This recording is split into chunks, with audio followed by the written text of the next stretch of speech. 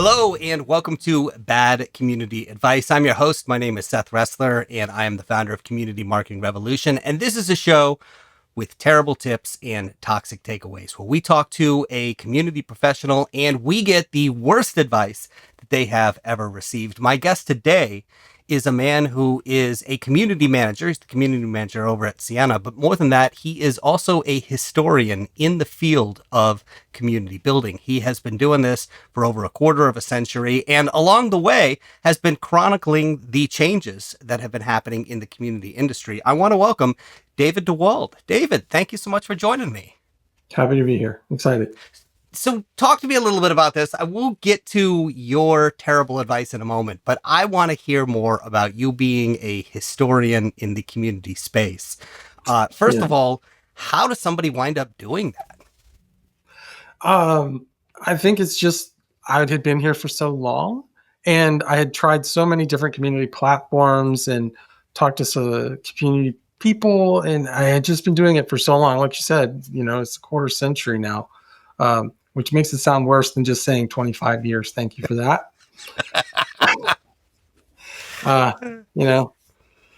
It's like the time I went golfing. I went fishing. That's even better. I must have caught a fish. It was this far from the boat. Yeah, right. Yeah.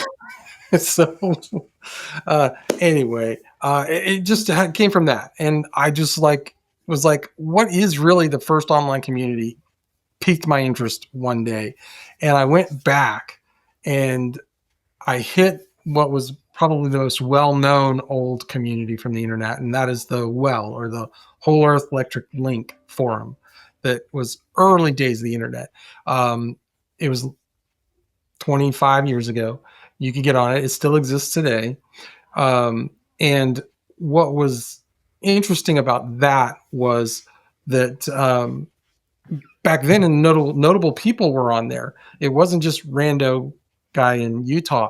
It was like the most knowledgeable and most thought leaders of the internet and the early web were there hanging out and doing their thing. So I found that, and then I found one before that. And I was like, what? What was before that? And, and then that led to the BBSs that were out there. And then I'm like, okay, that's kind of cool. Where did the BBSs come from? And that led further back and further back. And the earliest entry I have is from the 60s, late 60s at a university. So that was kind of cool. And then I guess I just kind of expanded it from there. I went on and I kept finding things, and I thought, well, it can't be just platforms that I'm doing. Maybe I should do notable events and community. And I added that. I think we have 75, 76 entries at this point. So give me an example of some of these notable events. Like what's a really important turning point in community? Oh gosh. That's hard. I mean, just being online and collaborative, probably the biggest one is the Eternal September. And what is the Eternal September? Long ago, before we had greater internet access like we do today, we had small, not even small, small and big companies that offered what was dial-up. You would connect your phone to your computer and you would call another computer and it would connect you to the internet. The largest one of those was called America Online, or AOL. I know people have heard of that. We got instant messaging from AOL. And that was actually an accident too, instant messaging. It was an internal tool that was pretty cool that they used. And they said, this is good. Let's release it to the world. But the Eternal September is when AOL gave their little closed network access to the internet at large. And at the time, there were communities online called Usenets. And these were forums that were, to use a modern term, they weren't like, there wasn't just a Usenet site that you went to and did it. They were, I can't think of the word, distributed. It was a distributed network. So everybody around the world had a node that they ran that was Usenet, and they could choose to look at different subtopics in there. So there was alt binaries, this kind of thing, alt books, literature, alt books, sci-fi, and you could kind of go in there and have conversations with other people. But in the Eternal September, there was a release of the plebs, the people who weren't tech savvy, onto the internet. And it was a mad rush. And the Usenets got flooded with people who didn't know the protocols and the ways that they did things. And so they just called it the Eternal September. It was the event that never ended. And it led to what we have today, which is millions and millions of people online at sites that hold millions and millions of users. It is so interesting to hear you talk about, for example, America Online in a way that, as you're saying it, I'm like, I was there, I know, but I'm realizing that you're explaining it to perhaps a younger generation that wasn't there, doesn't know, doesn't remember. I remember using AOL Instant Messenger. I was working in radio stations at the time, and that was how I talked to record labels about the bands that were coming out and the records that they were working and things like that. And Slack is kind of the thing that it reminds me of most that we have today. Yeah. But yeah, I remember using that early on. What Slack, is Discord? Yeah, that all that kind of stuff. What do you think is the biggest change? I mean, both as you look backwards, but also if you can put yourself in the situation where you were starting out in this community space 25 years ago, what do you think you would be most surprised about as you look at the community space today? The distributed and non-distributed stuff. I guess it was inevitable, and I didn't really think of it as being inevitable. But we went from very distributed. Email is still very distributed. Not everybody. I mean, I'm sure a lot of people use Gmail, and that's not distributed. But the protocol that Gmail runs on, SMTP or POP3, whatever it is, that is distributed. That means there's one protocol that you use, and you can talk to anybody in the world over email using that protocol or those two protocols.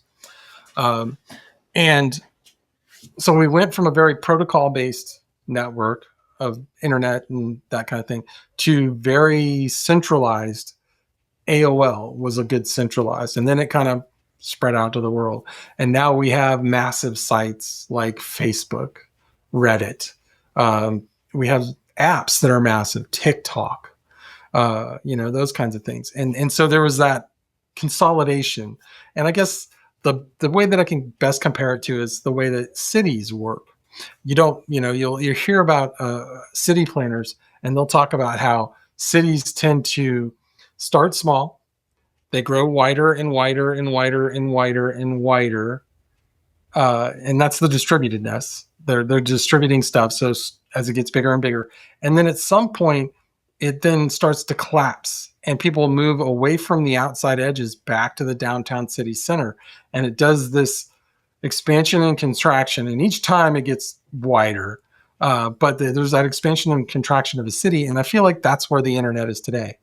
We started wide, we consolidated and brought it all together, and now we're starting to see people are moving away from that city center of the big sites and back to these distributed networks. We have Mastodon, we have Blue Sky, others. I can't think of any of them right now.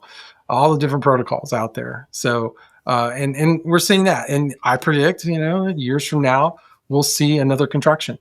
It'll do that just like cities do, because that's how people work. So this is cyclical. I mean, it grows. I feel like it will be. It hasn't proven to be, but I feel like it will be. Oh, that's interesting. That's fascinating. So, all right, let's talk about your piece of bad advice. And this was an interesting one. You said you need a thick skin. Yeah. And I can see this as a community manager, why somebody might need a thick skin. So I'm curious why. I mean, this looks like it could be good advice. Why do you say this is bad advice? It's both. Honestly, you do need a thick skin, because here's me being a historian again. So there's this thing out there called John Gabriel's Greater Internet Theory. And I don't know if I can cuss on the show. Can I cuss on the show? Yeah, you can cuss on the show. All right. So John Gabriel's Greater Internet Theory, which came from a comic, an online comic called Control Alt Delete. And nope. Yep. Control Alt Delete. And what it basically said is if you take a human and give them anonymity and then give them an audience, they turn into a fuckwad. And it's those people that cause you grief online, because they can be anonymous. There's nothing that's going to, there's a good chance they will not be punished. It's getting less and less over time, but there's a good chance they will not be punished for being an idiot or being a jerk or being an a-hole online. And so we said, hey, you just got to build a tough skin. There's not much we can do about it. And that is still good advice. You're going to need a little bit of a tough skin, but as time has gone on, we are starting to realize that the dealing with that kind of stress and that kind of environment is actually pretty harmful to us as people. And that, the worst of the world is online, as well as the best of the world. And we are finding that people that are heavy into moderation, especially for these big sites that are dealing with CSA, which is child sexual assault material that gets posted online, violence, graphic violence in videos and images, that it causes harm over the long term to these people, to the point where sometimes these moderation companies that hire these people are suing the company that hired them because there's not enough protections in place to help these people deal with that trauma. And I'm just fearful that, saying that you have to build up a tough skin puts this unrealistic expectation that you just got to deal with everything. And I don't think that's fair to anybody. Right. Yeah. No, that makes a lot of sense. And obviously you're talking about some areas where there's sensitive stuff going on or inappropriate material or things like that. But even in communities that are a lot more mundane, it can be possible for things to escalate. And I think it's because of exactly what you said, that there's this way that we behave online where we might be willing to say something behind the anonymity of a keyboard that we would never say to somebody if we were face to face with them. We might think it, but there's sort of this, this politeness that kicks in. Right. There's a couple of, right. So a lot of us think it and don't do anything. Some of us start writing it out and then don't post it. That's cathartic. Sometimes to get it out, it's better. And then there's the people who just do it, post it, and no skin off my back. And I just, you're going to have to deal with that. And having a little bit of a thick skin for that is okay. Because, people, I say this a lot too, your greatest detractors, especially if you're doing business to business and somebody says your product sucks, your company sucks, and you suck, right? Your biggest detractors are ultimately on your side. They want things to be better. They just really suck at communicating it, right? So yeah, I might suck, my boss might suck, the company might suck, and the product might suck, but you want it to be better because you're here telling me that it sucks. So rather than take that as a personal affront, because they really don't know who you are any more than I know who they are, is to start a conversation and say, okay, what is it about our product that sucks? We can fix this together, and you can say, but please watch the language, that kind of thing. But some of that is okay. Some of that's okay to deal with, but some of the stuff that people put up with is just not. I've been doxxed personally.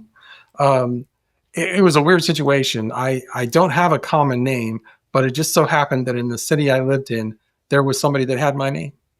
And that person that tried to dox me actually posted the address of somebody else to the internet. Oh. And I had to work with Google, because it was on blogger.com, I think it was, and say, look, I don't care that they dox me. It is public information, but it's not actually my public information. It's somebody else's. And I had to, this is early internet before we had digital cameras on our phones. And I had to figure out how to get them a photograph that showed my address being not the one that is online, and say, can you please remove this? Not for my safety, not for my concern, but for this other person who does not know that their name is out there in the world and people are trying to harass me. It's like at that time, thick skin, right? I can deal with that. Go ahead. But I didn't want somebody else to get harmed who had no idea what was going on. Yeah. So we're obviously talking about mental health here, and Yeah, maybe even in some situations physical health, like right. what you're talking about. Um, when you say that people should not just assume that they need a thick skin, does that mean don't internalize it and know when to ask for help? Yep. What does that mean? And what are the signs that you should enlist other people, and what Oh, does that look like to enlist help? yeah, I mean, we're talking about your managers at the company that you work for. right. Yeah, I think anytime you come across something that upsets you at all, like I mean, sure, like I said, you're going to have to internalize some of it. You suck, your company sucks, your product sucks. You're going to have to internalize that. They don't actually know you. They don't know that you don't really suck. Uh, the product might actually suck. It happens. And the company that made the product might not be a great company either. But it's not really directed at you. And that's okay to kind of internalize that and say, okay, it's not really attacking me. But when you get something that really does feel like they're attacking you, or that makes you very uncomfortable with what you're seeing or what you're having to deal with, I think at that point it's okay to get a manager. And obviously you take that as high up the chain as you need to.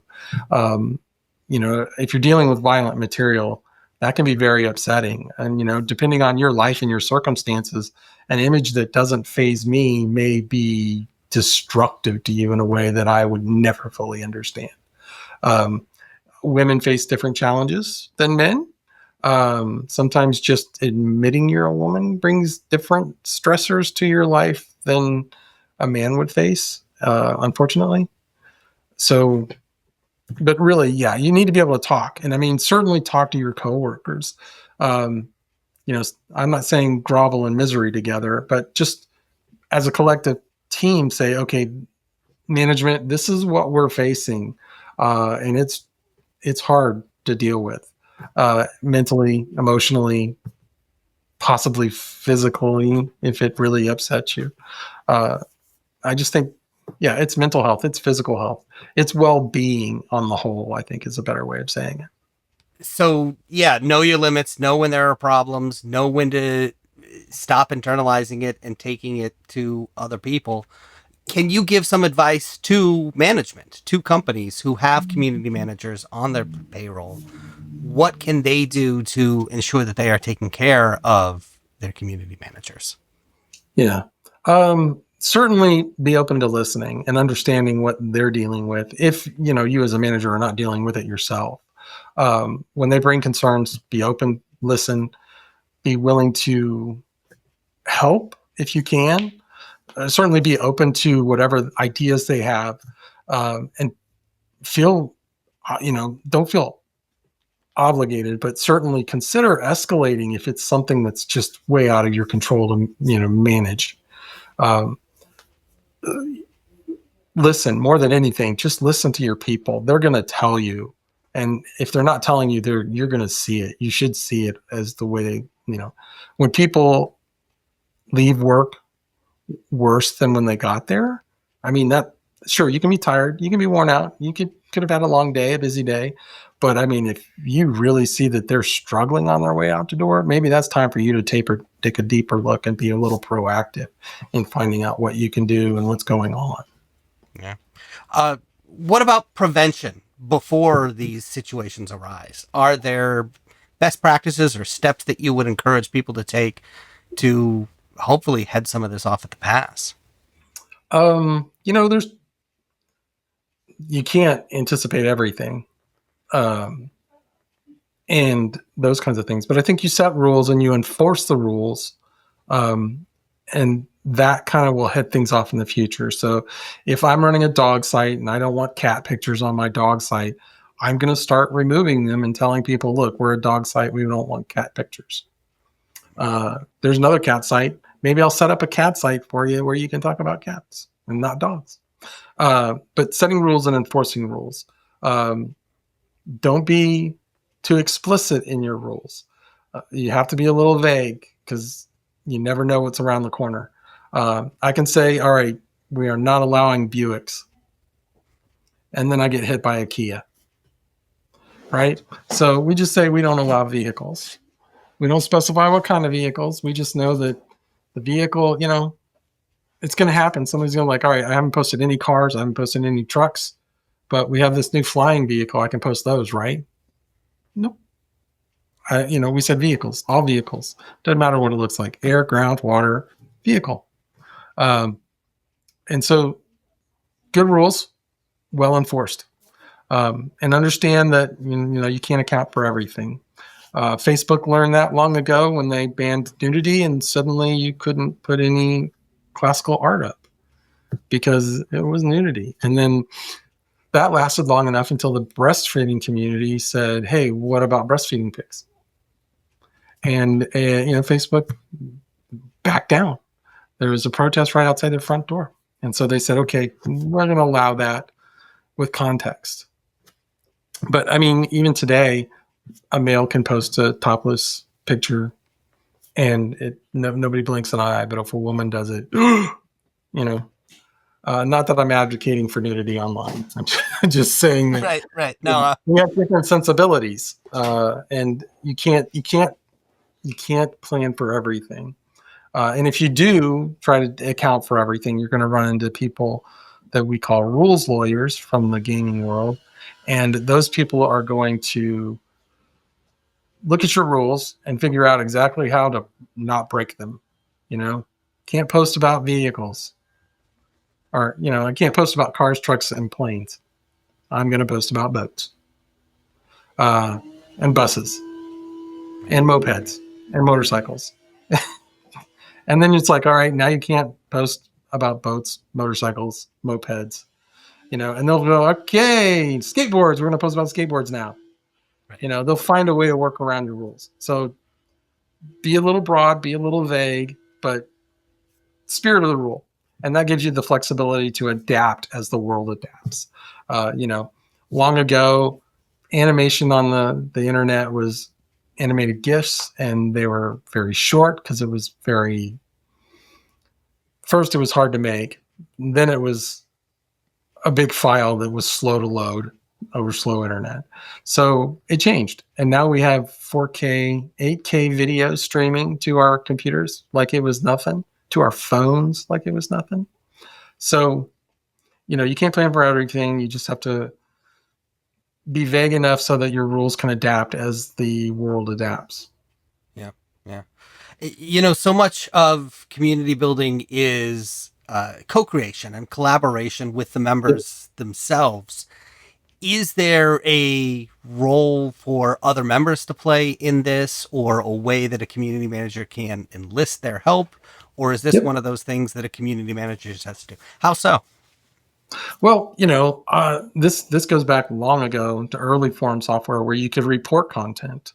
If it breaks our rules, tell us, because we can't see everything that happens online. We just, as a platform owner, whatever platform that is, there's no way that you can see everything that happens online at any given moment fast. To just give you in 2021, 22, YouTube, this was a few years ago, YouTube was getting over 500 hours of content uploaded every minute. It's probably more than that now. And there's no way that people at YouTube can see everything that is happening in that 1 minute. Then there's not enough humans on the planet to watch 500 hours of content in a minute, because the next minute there's 500 more hours. Right. So report content. If it breaks the site rules, that's the important part. If it breaks the site rules, report it, because that's going to help flag the really bad material quickly. And still that's not going to be perfect. Sometimes the person that's doing that is looking at yours and 20 others are in the queue, and they're just going to have to do a quick glance and look through it. And there's just no way around that. AI, unfortunately, is not quite good enough to catch everything yet. We do have technology out there to catch some of the worst of it.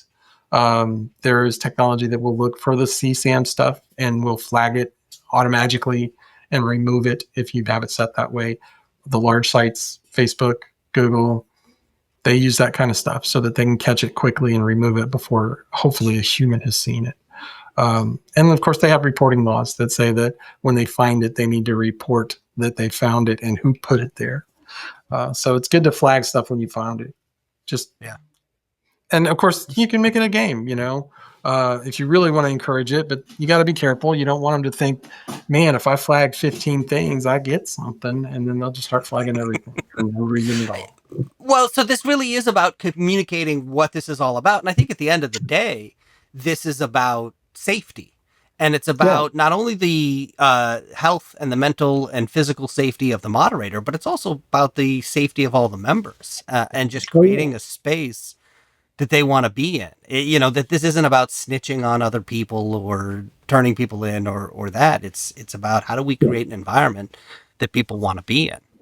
Right. There's a whole sister, I'll say, we're community professionals. Some of us are community professionals. That's that one umbrella, but there's a whole other sister umbrella that is called trust and safety. And its whole purpose in life is to bring that trust and that safety to these online platforms. So, I mean, if you're not interested in being a moderator, you can be on the team that helps make it better for moderators and users by saying, here's kind of the rules that we're building around this. How can we make this safe? And how can we help you trust us as a company that we are making this safe environment? So a whole other industry that's completely right next door to us that a lot of people don't even know exists. But it's much bigger than you think. The trust and safety teams are out there and in the world, and there's conferences and stuff like that. I haven't been to one, but I hear they're great. So give some advice to somebody who is a community manager or a community builder, and they have found themselves in a situation where something's going on and it's bothering them, and it's bothering them to the point where they can't just brush it off.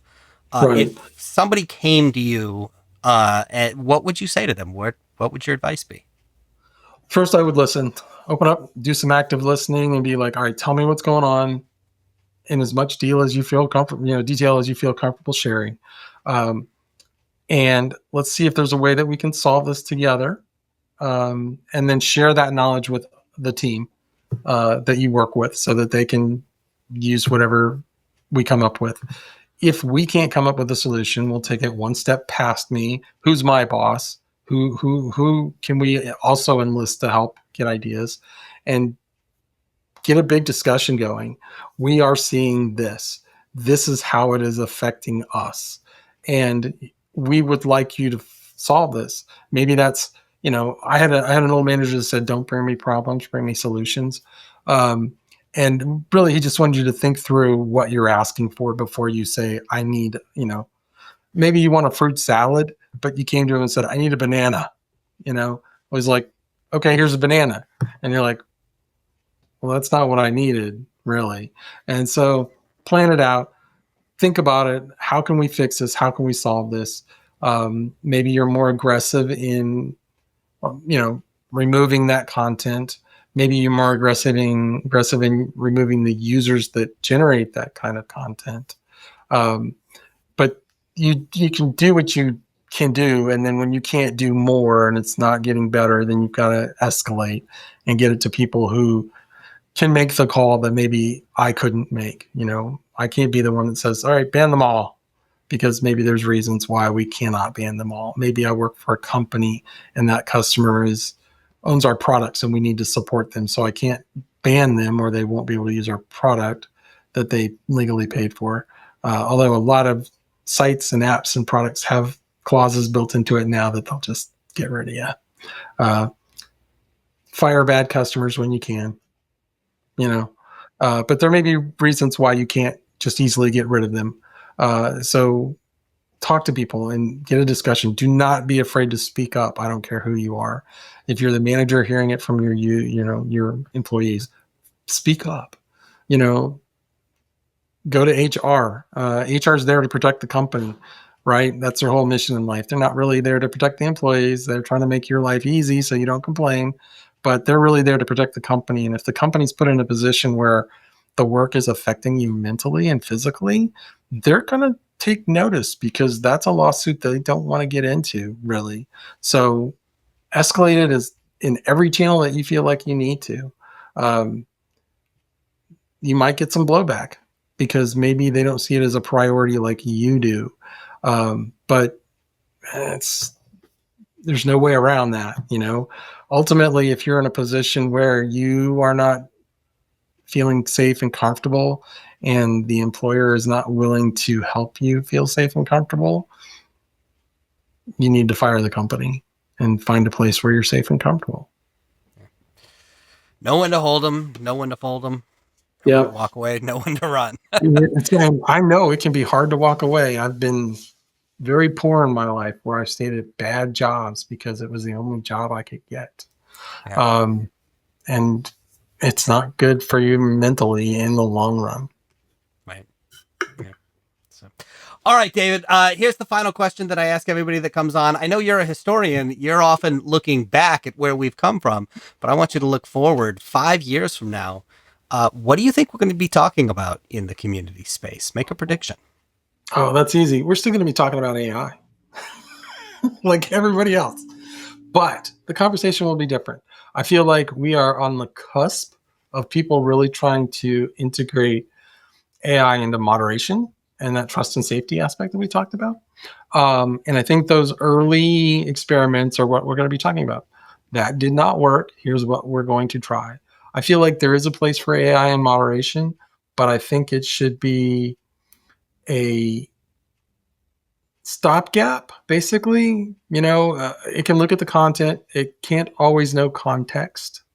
And that's the thing that it's struggling with now. It can't do context. So there's going to be situations where somebody says, hell yeah, and you're not going to know the context. Why did they say hell yeah? Did the guy ahead of them say something obnoxious and they're like, yeah, I totally agree? Or was it something they said was, let's solve world peace, and somebody else said hell yeah. But it may flag it because it said, oh, hell yeah, that could be, an AI will flag it, but a human needs to review it. I don't think we'll ever see situations where AI completely takes over running a community or a portal, because we are very good at spotting things that aren't human. It's in our DNA. And even though AI is getting more and more human every day, I've seen videos recently from Google's latest video engine that are just about creepy that they're so good. The V3 of whatever it was. And we're still going to have those awkward situations where we still today can, or even today, we can look at content and say, okay, that feels like it was written by AI. That wasn't human. And we will always have a need for those human to human interactions. I had to call a very large company for tech support for a purchase that I made that hasn't shown up yet. And so I first tried doing it online. That didn't work. It just said, we can't cancel this, even though it hasn't shown up. So I tried calling, and I got a machine, a very human sounding, I would say human sounding AI, but it wasn't human. And I never did get to a human. And ultimately the AI did not help because it was an unusual situation outside of the boundaries. As far as the company is concerned, it shipped. They have a tracking number. Unfortunately, when you plug the tracking number in, it's not valid. So, they're like, we got a tracking number. It's shipped. And I'm like, tracking number's not good. And the AI is like, okay, but you have a tracking number. It's like, no, I don't. So I'm going to have to call them back and try and finagle into doing that. But I think we'll still be talking about AI. We'll be talking about where it went wrong and how we can make it better going forward for community stuff. And I think there is a place for that. I think that AI will be really good in data analysis. And I think that it will get better and better over time. I used to say that if you're a community platform company, if you're building a community platform, your first hire should be a community manager. who's done it before, so that they can at least tell you what's bad about all the platforms they've worked with before. You're going to hire your developers, but you should also hire a data scientist, somebody whose whole purpose in life is getting information out of the community, out of the portal, out of the platform, that lets you understand how your users are using the platform so that you can find the gaps where it's not working as well as they had hoped. They'll tell you sometimes, but oftentimes they don't. I mean, I used to say, if you invite 1,000 people to come help you with a community thing, 100 people will say yes, and then only 10 people will show up. And then half of those will bail in a week. So it's just going to get more AI. I feel like it's just inevitable at this point. If you're not using AI, start learning it so you understand why. You understand the nuances of what works and what doesn't, so that you can spot it when it doesn't work right, even though it might on the cover look like it's working right. I think people that deploy these AI chatbots and phone calls have never actually called them themselves to try and get a problem solved. I have that all the time. When I get into chats and we go, it's we give the AI a good 3 to 5 minutes, and sometimes it works, but then sometimes I'm like, no, just give me somebody. So sometimes it just takes you saying human 15 times to it. Human. That's human, true too. Human. Yep. David, thank you so much for the time. I'm glad you highlighted this issue. This is a really important topic, just dealing with the mental health and the safety of community managers, and knowing that you don't have to internalize everything. That yes, to a certain point, having a thick skin is useful, but I also think knowing your limit and your line and when to call in the troops and get some extra help. It's just a really important point. So I really appreciate you highlighting that. David DeWald from Ciena, thank you so much for being here. This is the Bad Community Advice Podcast.